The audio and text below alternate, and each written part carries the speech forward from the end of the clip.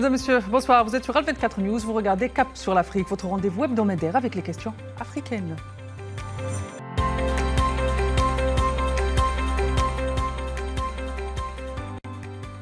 On vous propose un voyage particulier ce soir. Lagos, capitale nigérienne. Nous sommes durant les années 60. Un homme, un artiste au sens premier du terme, un empêcheur de tourner rond. Chez qui l'art musical et le tempérament politique se confondaient. Homme orchestre, performeur de génie, militant à part entière, c'est toute l'Afrique qui vibrait à ses sons. Fela Kuti. La liberté sur scène comme dans la vie, jusqu'à en déranger le commun inventeur de l'afrobeat surnommé Black President. Rien que ça. Fela Kuti portait en lui une vision, celle d'une Afrique où les identités ne sont pas des fardeaux, mais des richesses. Corruption des élites africaines, anticolonialisme, fierté des aïeux, le vecteur de la liberté de Fela Kuti. Il interpelle, il toise, il accuse, pose des questions qui fâchent. Son héritage brûle encore. Mais qui est véritablement l'enfant terrible de la scène africaine, Fela Kuti? Madame, Monsieur, bonsoir, bienvenue. On revient juste après ça.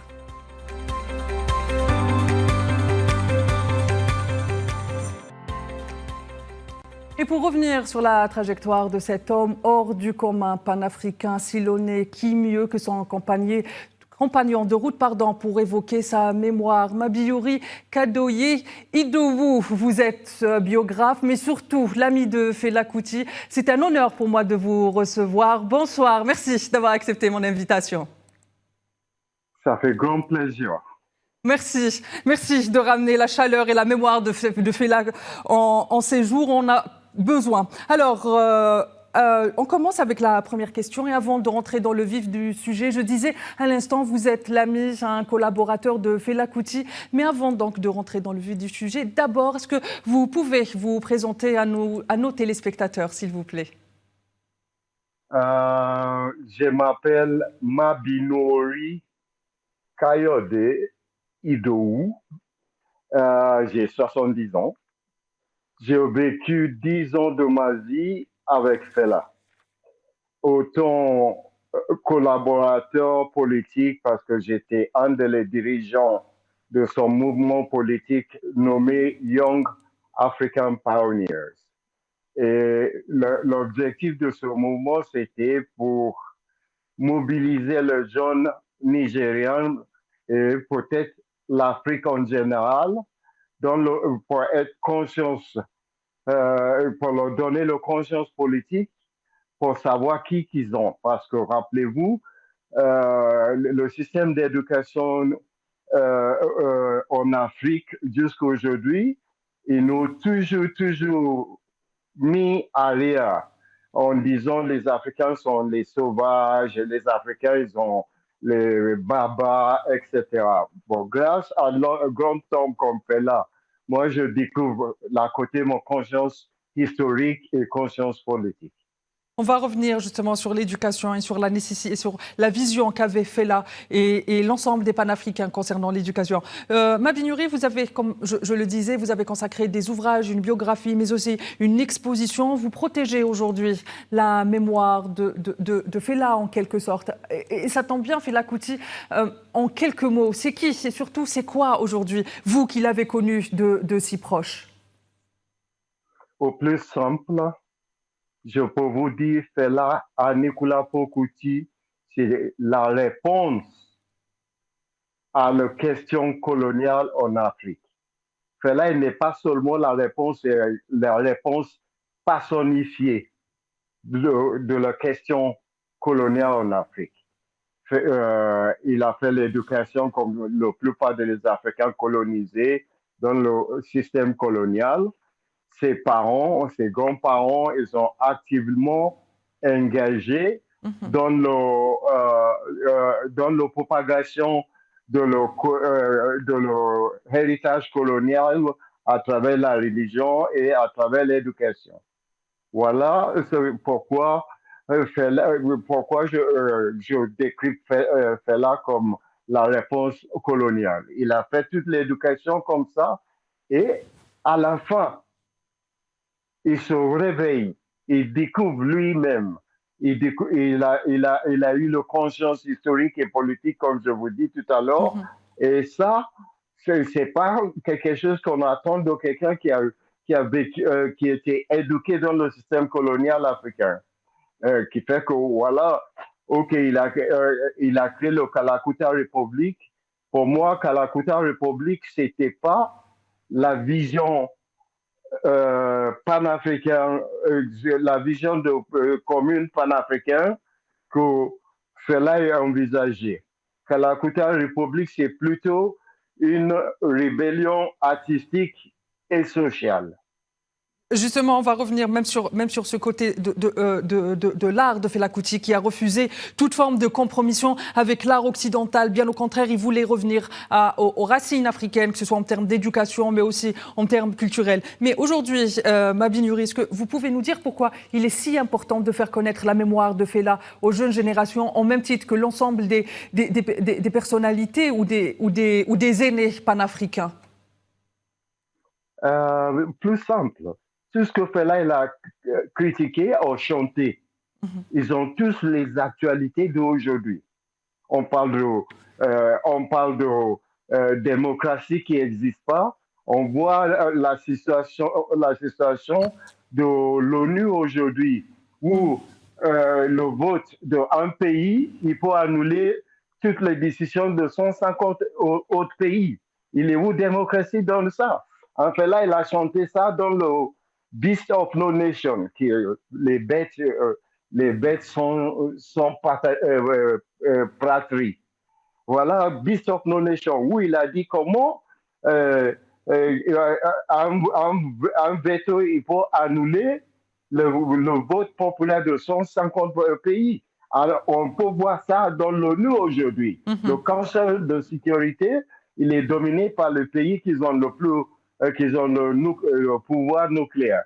Alors, pourquoi pas généraliser la nucléaire pour que qui voulait, qu'ils ont le moyen d'avoir ce pouvoir pour avoir. Comme ça peut équilibrer. Sinon, si on parle de vraie démocratie, en ce cas-là, chaque vote compte. C'est pas le veto de l'États-Unis, le veto de la France, ou le veto de la Russie ou la Chine. Qui va prendre place à la décision de la majorité. Voilà où on a. Fela, c'est tout ce qu'il a chanté dans sa vie, tout ce qu'il a réagi, ils ont toujours l'actualité aujourd'hui. Malheureusement, nous vivons dans un monde de manipulation et de propagande.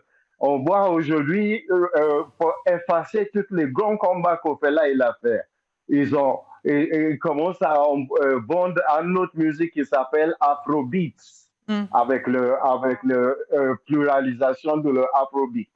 Et ça n'a rien à voir avec les chansons combatives de Fela. Et en plus de ça, si on voit autrement, on voit le culture africain qui était vraiment poussé à rien comme nul, comme sauvage, comme je vous dis tout à l'heure. Aujourd'hui, grâce à leurs recherches scientifiques, nous savons que l'Afrique, c'est le premier pouvoir impérial mondial. Quand je parle d'Afrique, je parle d'Afrique dynastique Égypte. C'est le premier impérial pouvoir au monde, avant le grec, avant l'Occident d'aujourd'hui. Et de toute façon, il n'y a aucun dans le cahier de l'éducation africaine qui nous montre ça. Au contraire, on a toujours diminué, c'est les sauvages, on limite l'histoire de l'Afrique au XVIIIe siècle. Voilà pourquoi le mémoire de Fela, il est très, très, très important pour les jeunes aujourd'hui qui n'ont pas vécu, ni qui n'ont pas rencontré, excuse-moi. Très bien, justement, vous parlez du fait que durant des siècles ou des décennies, même après l'indépendance, la mémoire ou l'histoire de l'Afrique a été effacée. On a oublié ces grands empires qu'a connus ou qui ont traversé l'Afrique avant la colonisation. Et cette image justement d'une Afrique sauvage, d'une Afrique, on en a parlé ici même la semaine dernière en rendant hommage à un autre grand esprit africain. Il s'agit de Frantz Fanon qui a bien expliqué, exactement, qui a bien expliqué justement cet apport du racisme colonial et ses effets sur les populations africaines.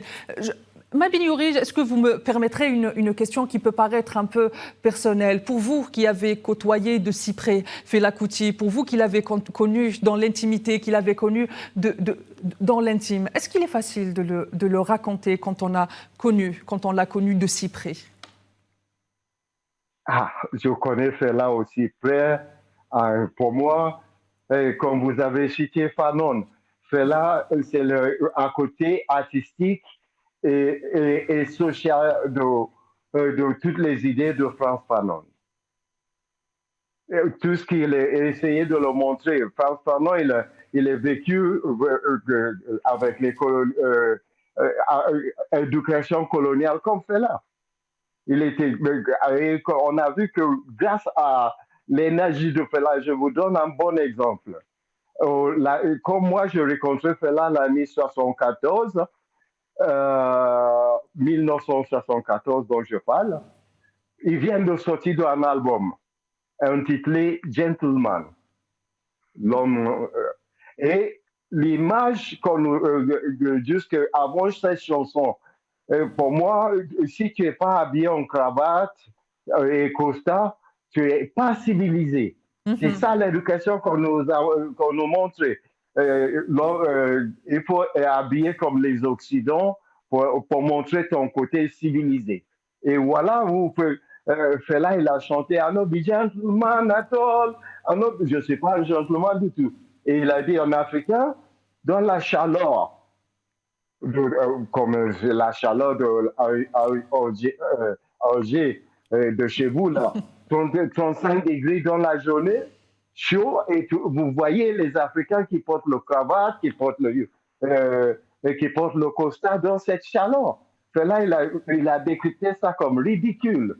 Et si vous voyez, pour faire passer le message, dans l'album Gentleman, là, il a habillé son babouane, son singe, dans le costard, pour montrer que les Africains qui portent les costards aujourd'hui, ils ont les singes, des gens qui n'ont pas vraiment conscience de le valeur de leur société. Voilà, Fela. Fela, c'est... comment je peux vous dire?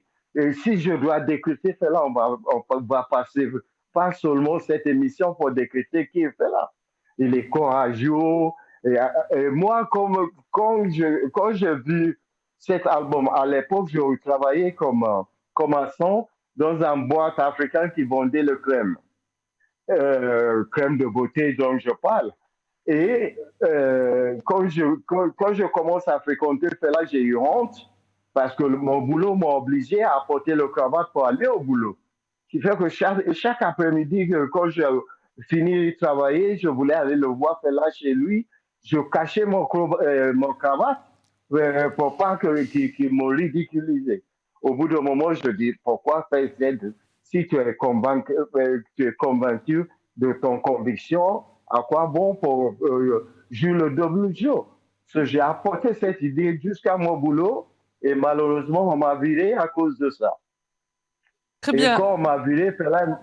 Pardon? Je vous écoute, Mabini Youri, je vous écoute. Voilà, quand on m'a viré de ce boulot, parce que bon, je coupais court parce que entre-temps, Fela m'a visité au boulot pour montrer qu'il est mon ami. Et ça ne plaît pas les dirigeants de mon société. C'est comme si, je ne sais pas, un grand artiste algérien populaire qui fait qu'aussi, dès qu'il montre son visage au public, il y a du monde autour de lui. Et on lui a accompagné jusqu'à mon lieu de travail. Et mon manager, quand il a vu ça, il se cachait, fermait toutes les volets de son bureau.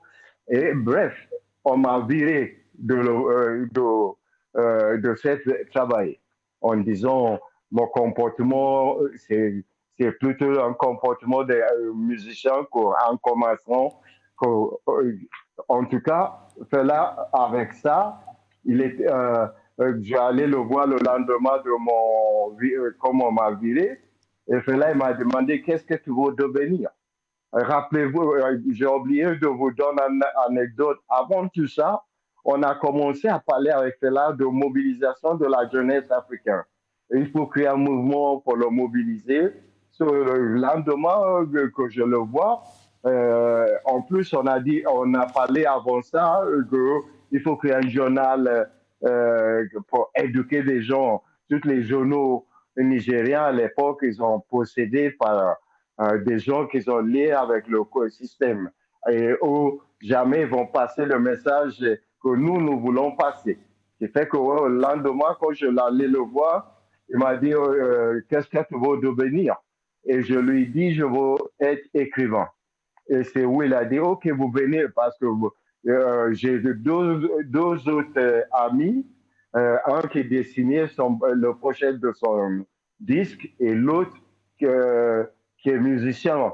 Ouais.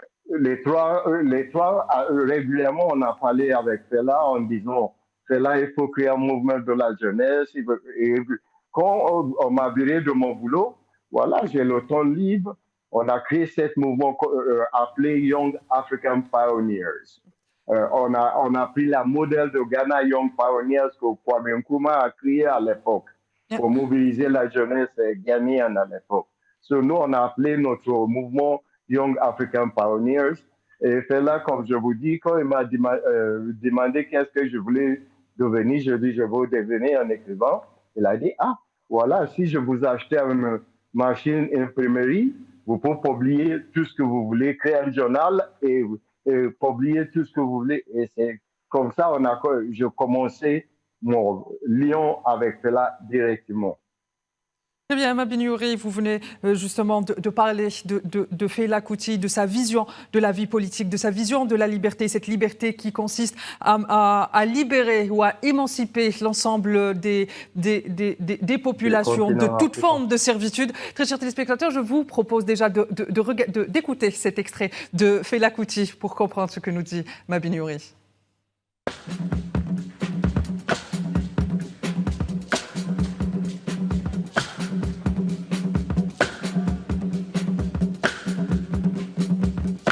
You are going to sing with us. You are going to swing with the band. You're going to sing. We call it a game.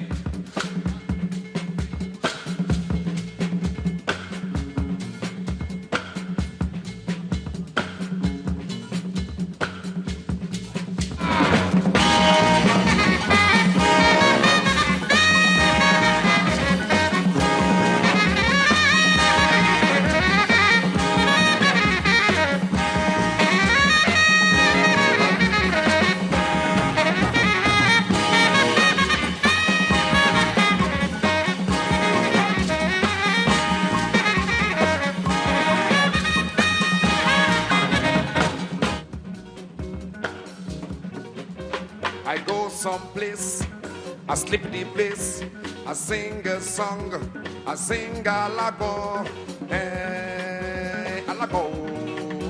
Them vex, complain, them say, oh God, them taste. I go someplace, I sleep the place, I sing a song, I sing a lago, hey, a lago. Them vex, complain, them say, oh God, them taste. Alagbo is the CID headquarters police in Lagos. Bienvenue sur le plateau de Cap sur l'Afrique, très chers téléspectateurs. Et ce soir, nous consacrons cette émission à Fela Kuti, qu'on vient de voir sur scène. Et comme vous l'avez dit, Mabini Youri, Fela Kuti, c'est l'identité africaine originelle, c'est l'identité loin de tous les prismes du colonialisme et de la domination. Fela Kuti, Mabini Youri, était un personnage assez complexe. Il avait ses contradictions, ses douleurs, même peut-être ses excès parfois. Est-ce que finalement, en quelque sorte, il a été... En plus de sa notoriété, comme vous l'avez dit, Fela Kuti est connu et respecté de son vivant. Son héritage est grand aujourd'hui. On a vu de grands artistes,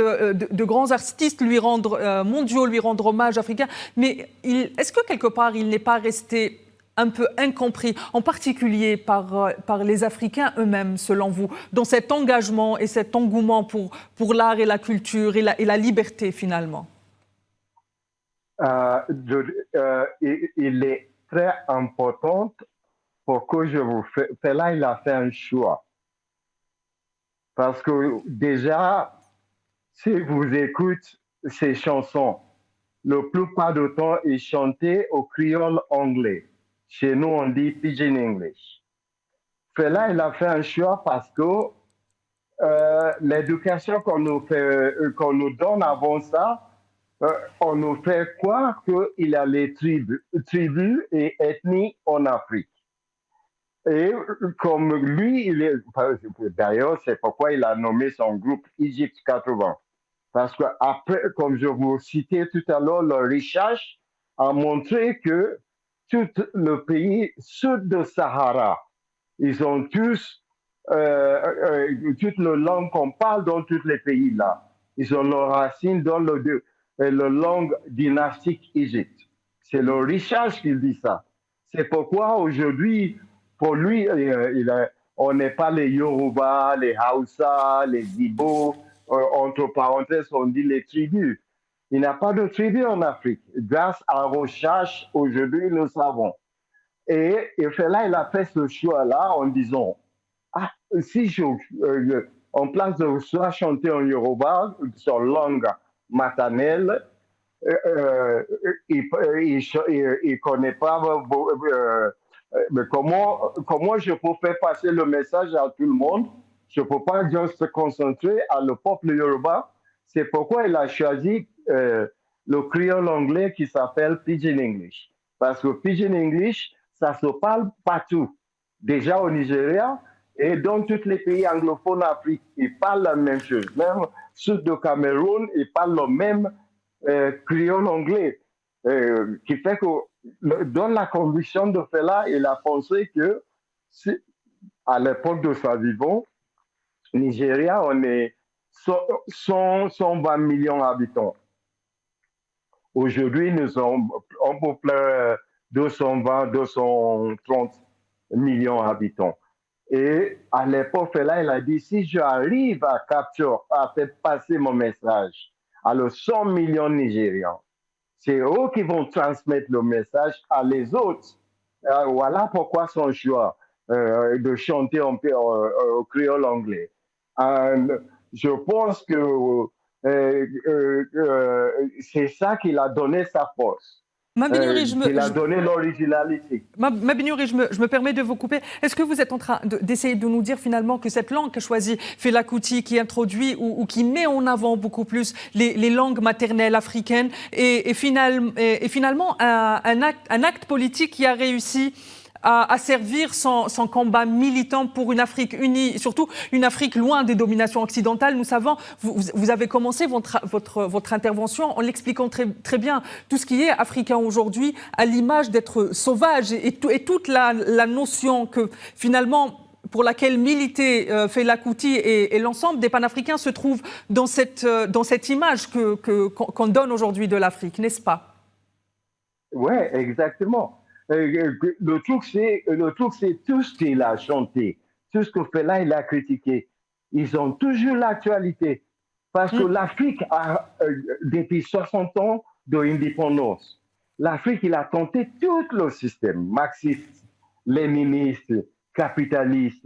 Le seul système qu'ils n'ont jamais tenté, c'est l'unité de l'Afrique, avec un système fédéral, un système de défense fédérale pour tous les pays africains, un système économique qui fait que, par exemple, à quoi bon pour qu'on vende notre pétrole en brut? C'est ça le message de Fela. En disant, on peut se industrialiser, on peut se... Est-ce que vous, notamment là sur la question du pétrole et des minerais, est-ce que vous faites référence notamment au titre international TIEF où Fela Kuti dénonçait clairement le rôle des multinationales? Exactement. Fela, merci d'avoir cité ce titre. Parce que d'abord, c'est à l'époque qu'on parle de mondialisation, qui n'est pas encore l'état que nous avons aujourd'hui. Fela a critiqué la mondialisation en disant on ne peut pas avoir le système culturel universel. On peut avoir un standard humain universel. Pour l'avenir, l'Afrique, il faut vraiment jouer un grand rôle, comme Fanon, lui, il a dit chez vous en Algérie, pour dire il faut changer le système capitaliste d'Occident qu'on nous a imposé aujourd'hui, ça ne nous amène nulle part. Le système africain traditionnel que vous avez condamné, ou que l'Occident a condamné, ou diminué en disant c'est sauvage, ils ne sont pas le culture. Il a dit c'est la solution de l'avenir. On peut se voir ça aujourd'hui. On parle d'immigration partout, on entend déjà, ouais, immigration. Si l'Europe voulait limiter l'immigration, qui fait l'échange de technologies avec l'Afrique, eux, ils ont le technique, nous, on a la matière première. Alors, on raffine tout chez nous. Ça fait travailler les gens, ça donne l'avenir à les jeunesses. C'est ça le message de Fela. ITT, International Tif, comme Fela, il a dit toutes les grandes sociétés occidentales, là, ils sont là pour voler notre richesse, pour prendre notre richesse. En se voit, c'est ça. Où ils voulaient investir minimum pour ramasser maximum. Et ça nous amène nulle part. On voit ça même avec le connerie de Trump aujourd'hui qui dit non, il faut produire chez moi. Oh, il faut produire chez nous en Afrique aussi. Il faut transformer notre richesse naturelle à industrialiser. On a l'uranium au Niger, par exemple. Il n'y a aucune graine de uranium qui pousse nulle part en France. En même temps, la France est un de les plus sens pays nucléaires mondial. Alors, qu'est-ce qui nous empêche à raffiner notre uranium sur place? Et nous aussi, on peut devenir un territoire nucléarisé. Parce que c'est ça qui fait ta force. On entend Trump qui menace la Russie. Oui, bon, on sait que tout ça, c'est pipeau. Et il ne peut pas attaquer la Russie. La Russie aussi, ils ont la nucléaire. Ça va être une guerre de nucléaire. Voilà. Mondialisation aujourd'hui, ça a vraiment, comment on dit, c'est pas démocratique. C'est juste des gens qui voulaient investir, comme je vous dis au départ, minimum pour ramasser maximum. C'est ça le combat de Fela. Très bien, Mabine Yori. Très chers téléspectateurs, je vous retrouve tout de suite après cette courte page publicitaire.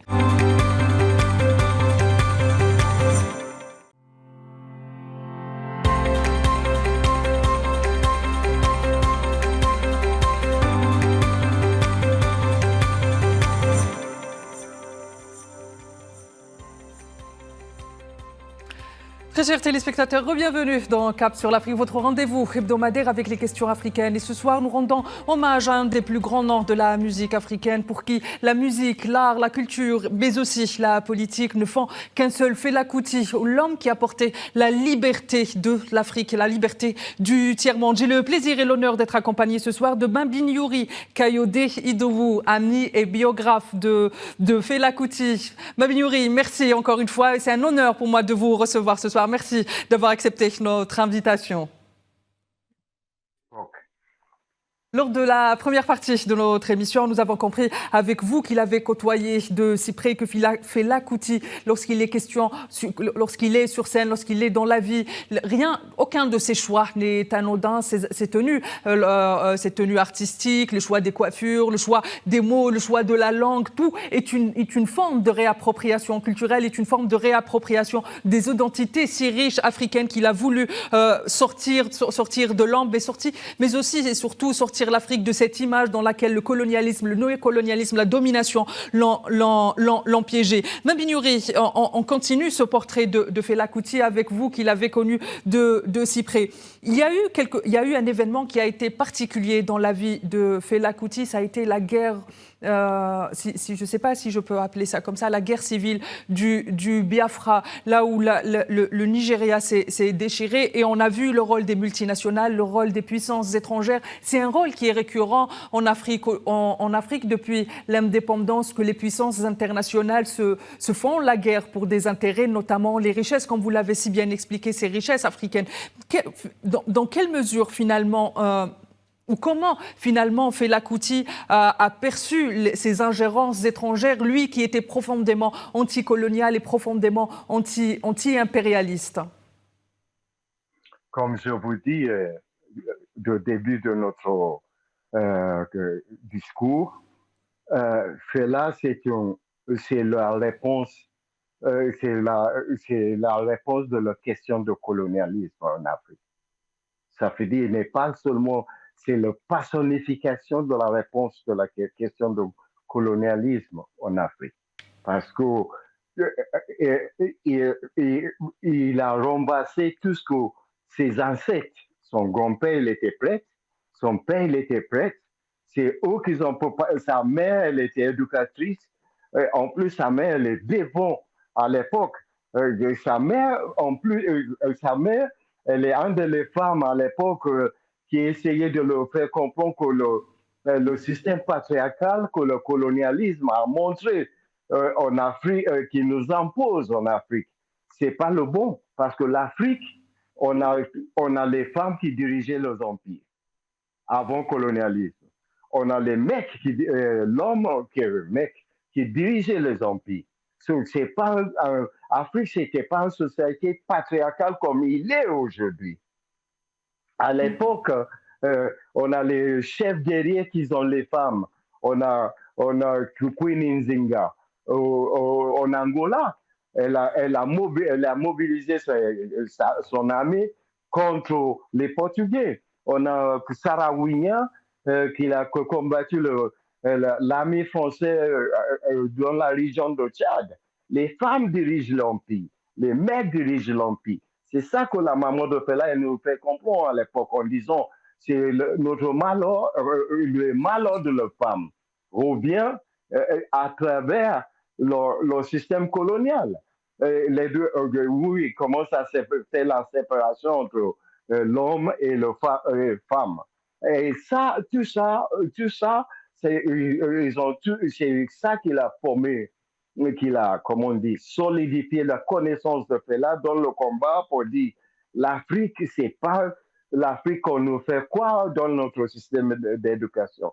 L'Afrique que nous avons avant l'arrivée de le colonisateur, c'est une Afrique où chacun y contribue son énergie, son savoir-faire dans l'évolution de la société.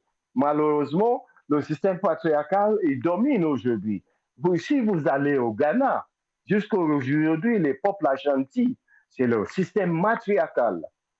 Et tout ça, comme je vous dis, c'est autant de Fela, ses parents, ils ont lui montré le truc. Et le guerre de Biafra, malheureusement, c'est le moment que Fela il a quitté Nigeria que le guerre il a pris l'ampleur. Je parle de l'année 69. Et Fela il est parti comme un enfant colonisé aux États-Unis en pensant qu'il va arriver aux États-Unis, il va cartonner avec son nouveau style de musique qui s'appelle High Life Jazz. À l'époque, il joue le High Life, c'est ni High Life ni Jazz. Et il est arrivé aux États-Unis, comme vous avez lu dans son biographie, son histoire, il est arrivé aux États-Unis, c'est un échec pour lui, parce qu'il n'a pas amené quelque chose de nouveau, quelque chose, tu vois, que les Américains ils cherchent. Et qui fait qu'il a passé 10 mois aux États-Unis, musicalement, c'est où le changement? Parce qu'on n'arrête pas de lui demander, Fela, il est où la musique africaine dans ta musique? Et heureusement qu'on fait là, c'est quelqu'un qui a fait les études de la musique, diplômé de la musique. Il commence à réfléchir. C'est quoi cette musique africaine comme on parle? C'est quoi cette musique africaine comme on demandait? Et entre-temps, il a fait son réflexion profonde. Et c'est où il a pensé autant de l'éducation arrangeur de musique qu'il a pris au Trinity College of Music à Londres. Et c'est où il a pensé que son section cuivre peut sonner comme si tu tapais le tambour. Parampa, parapa, kutumka, kutum, comme si vous jouez le percussion. Et tout ça, pareil, il a pensé de section rythmique, pareil.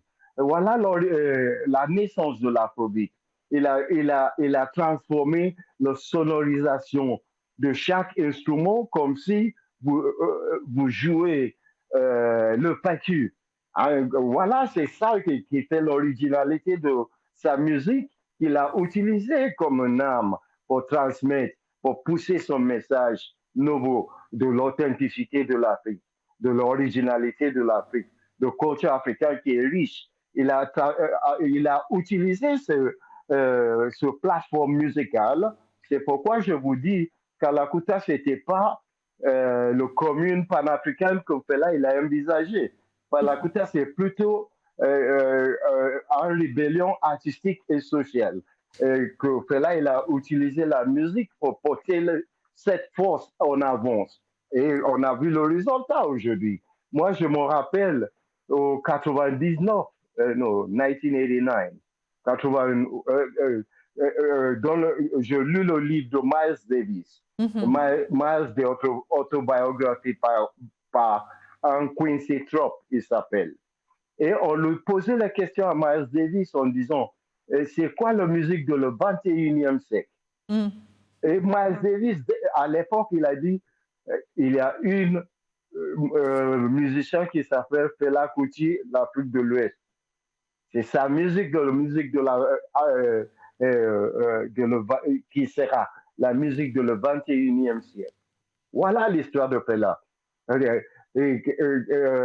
Son éducation et sa conviction donne naissance à l'afrobeat comme un plateforme pour pousser ses idées. Très bien, Ma Binuri. Justement, vous parlez de Fela Kuti, de son passage aux États-Unis, de Miles Davis, je rappelle, qui est peut-être un des plus importants jazzman de l'époque. Mais lors de son passage aux États-Unis, Fela Kuti a aussi rencontré là-bas aux États-Unis. Enfin, il est arrivé en pleine effervescence du mouvement des Black Panthers, le mouvement de la lutte pour les droits civiques, des Afro-descendants aux États-Unis. Est-ce que vous pouvez nous expliquer comment est-ce que, justement, ce mouvement des Afro-descendants aux États-Unis a marqué profondément l'engagement politique, l'engagement africain de Fela Kuti? Fela, il est arrivé aux États-Unis l'année... Allô? Oui, je vous entends, Ma Binuri, je vous entends parfaitement. Voilà. Fela, il est arrivé l'année 69, à l'époque où il y a vraiment une crise de l'apartheid, rappelez-vous, jusqu'à la mort de Malcolm X au 65, les plages américaines, ils ont ségrégé, les restaurants, ils ont ségrégé, tous les lieux publics, ils ont ségrégé. Et Malcolm X, il a résisté, il a essayé de mobiliser en disant un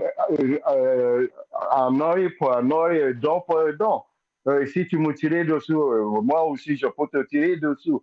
Et ils ont tous critiqué Malcolm X à l'époque en disant oui, pour cœur de violence, etc.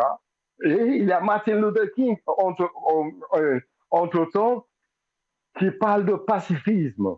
Oui, we shall overcome, machin. Lui aussi, il se fait assassiner au 68. Malcolm au 65, Martin au 68, Fela, il arrive aux États-Unis au 69, dans cette ère. Et c'est où, pour la première fois, il a lu l'autobiographie de Malcolm X, que son ami à l'époque, elle lui donnait.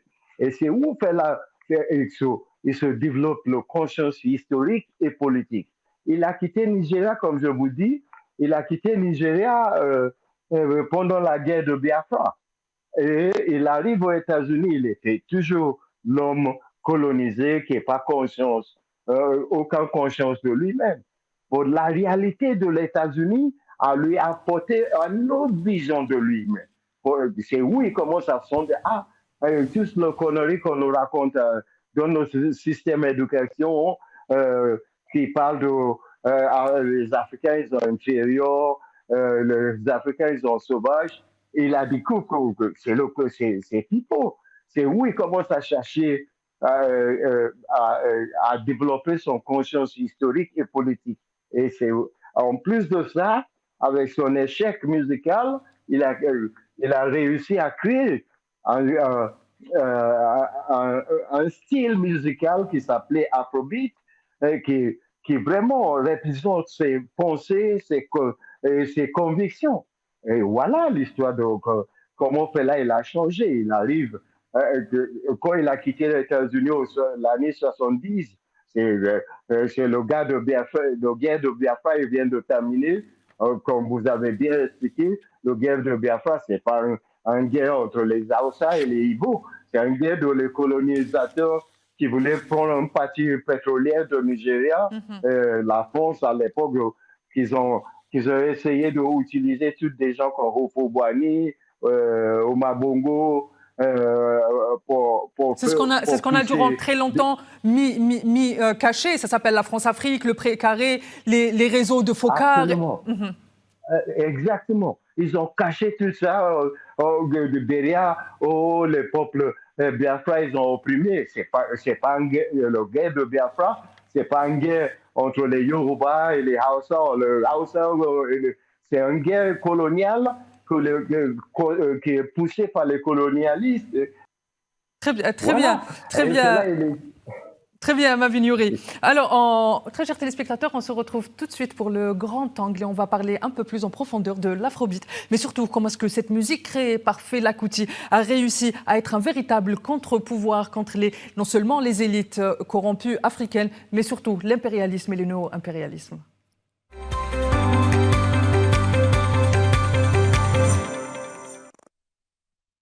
Mabin Youri, c'est un honneur pour moi donc de vous recevoir ce soir et on continue à rendre hommage ce soir à Fela Kuti. On va parler un peu plus en profondeur de cette afrobeat qu'a créé donc Fela Kuti, des titres comme Colonial Mentality dans lesquels il est revenu sur cette psyché de l'Africain et de l'Afro-descendant. On va encore parler de Zambie qui a été une véritable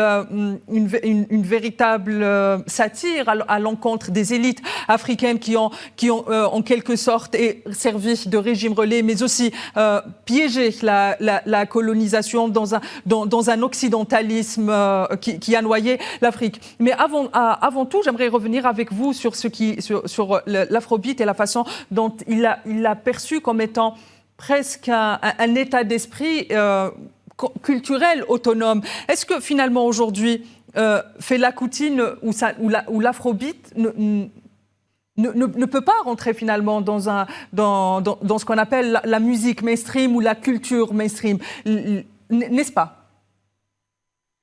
Je vous dis, au début, on a pensé que ça ne peut pas rentrer dans la musique mainstream. Bon, vu le unique aspect de cette musique, on le trouve nulle part. Et bon, comme toutes les histoires, comme les Occidents, ils voulaient raconter l'histoire. Ils vont toujours dire, oh, la musique de Fela, c'est un peu comme jazz et un peu comme funk. Et tout le monde a oublié que tous les grands jazzmen, tous les grands funkadelic men, ils sont tous d'origine de l'Afrique. C'est leur racine qu'ils ont amené là-bas. Et qui fait que quand Fela, il a pensé. Moi, je m'en souviens bien au début de la musique critique, quand ils ont entendu l'année 70-74 de l'afrobeat, toutes les critiques musicales, ils ont tous dit que Fela, comment on dit, il broke all the rules. Ça fait dire il a cassé toutes les règles de l'arrangement musical. Voilà. Il ne suit pas qu'est-ce qu'on lui a appris à l'université, qui n'est pas le cas. Au même temps, voilà la côté authentique de Fela. Mais Lui, il a finalement, réfléchi. Mabinouri, est-ce qu'on peut, je m'excuse de vous couper, est-ce que finalement on peut considérer ou finalement dans quelle mesure l'afrobeat de Fela s'est inscrit dans un modèle d'économie culturelle alternative à l'Occident et enraciné dans la réalité africaine? Il lui-même peut-être a refusé que ce soit exporté vers l'Occident de sorte à ce que ce soit récupéré par la culture ou la culture mainstream. Pour faire emprunter l'afrobeat, Fela l'a refusé de composer 3 minutes de musique qui est le norme à l'époque. Pour passer sur la radio, tu ne peux pas composer plus que 3 minutes. Pour passer à la télé, c'est pareil. Il a toutes les restrictions dans le système et qui fait que ça lui, comment on dit, limité. Bon, en même temps, Fela, il a dit, attends, nous, en Afrique, quand on joue la musique, on joue la musique toute la nuit pour live. Et si vous avez vécu, moi, je m'en souviens, Fela est monté sur scène, va minuit, et il joue jusqu'à 6h, 5h, 6h le matin. C'est qui fait que Fela, il a vu que, ouais, j'ai un style de musique, ils vont tôt ou tard accepter. Alors, on a vu le résultat aujourd'hui. Avant, qui va jouer la musique de 17 minutes, un morceau de 17 minutes sur la télé ou la radio, c'était pas possible. Bon, grâce à le succès de l'afrobeat, aujourd'hui, on met à côté les règles, on respecte le résultat artistique et musical de Fela dans ce sens-là. Très bien, très chers téléspectateurs, je vous propose là aussi un extrait de Fela Kuti sur scène.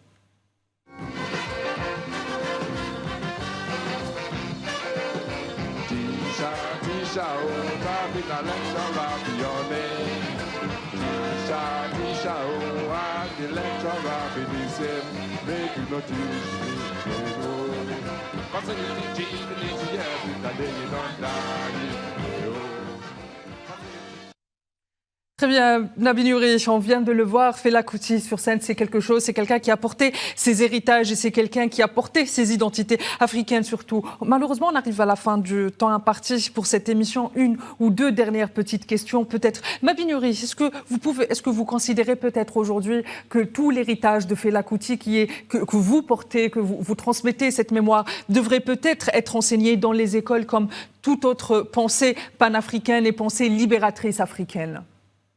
Absolument, absolument, madame. C'est ça l'objectif de notre journal de Young African Pioneers au départ. Bon, malheureusement, l'armée a attaqué Fela. Bon, il est important pour que aujourd'hui on l'enseignait en disant Mongo Park, il a découvert le fleuve Niger. Hein? Et tout ce que Fela il a critiqué, Teacher Don't Teach Me Nonsense, comme le morceau que vous venez de nous faire écouter.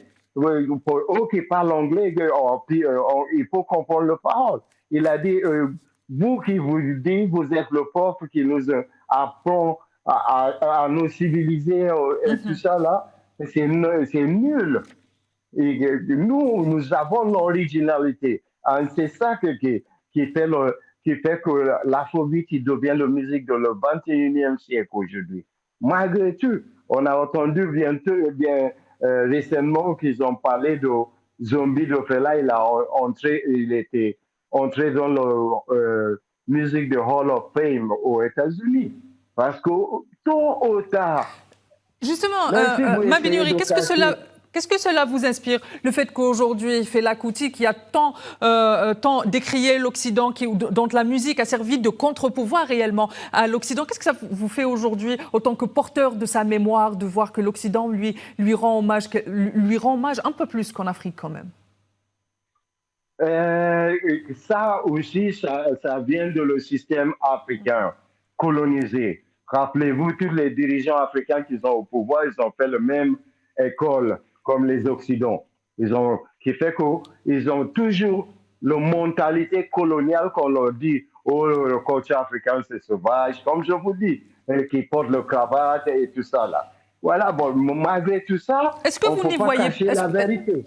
Est-ce que, une dernière petite question, peut-être que vous n'y voyez pas justement une tentative de l'Occident de récupérer Fela Kuti pour en faire justement un symbole pas de la contre-culture, mais un symbole de la culture mainstream. On a vu ce phénomène avec pas mal de personnalités. Je fais référence à Che Guevara, ils ont été happés par l'Occident finalement.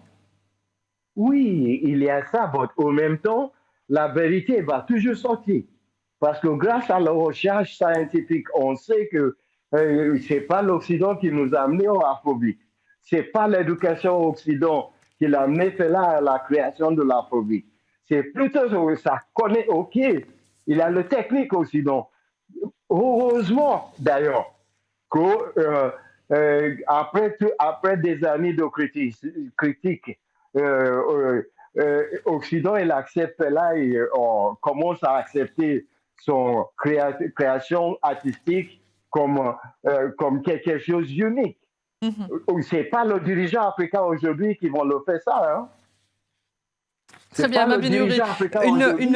Une dernière question et en clôture. Si je vous disais Fela Kuti, vous devez me répondre en un seul mot. Quel serait ce mot pour la fin? Combattant. Très bien, Mabini Uri. Je rappelle, merci de m'avoir accompagné. Je rappelle que vous êtes le biographe et l'ami de Fela Kuti, un compagnon de route. Merci de m'avoir accompagné tout au long de ce numéro. Merci à vous et en espérant qu'on va voir la possibilité. Ce n'est pas au Nigeria qu'on va se concentrer comme ça. Parce que tout ce que Fela dit, il montre la corruption et ça c'est pas agréable. Par contre, on va amener en octobre cette année pour Celebration au Nigeria l'exposition que nous avons faite il y a 2 ans à la Philharmonie de France intitulée Fela Anikulapo Kuti Afrobeat Rebellion. Très on bien, va amener cette merci. exposition. Merci pour cette information. Nous espérons que nous serons avec vous lors de cette exposition. Mabini Uri, merci encore une fois de m'avoir accompagné. Ça va être un grand plaisir. Merci. Très chers téléspectateurs, vous l'aurez compris, 52 minutes ne sont pas suffisantes pour parler de Fela Kuti, à l'instar de l'ensemble des personnalités qui ont marqué la liberté et la libération de l'Afrique du joug de la domination. Très chers téléspectateurs, il ne me reste plus qu'à vous souhaiter une excellente suite des programmes sur Al24 News et n'oubliez pas, prenez soin de vous.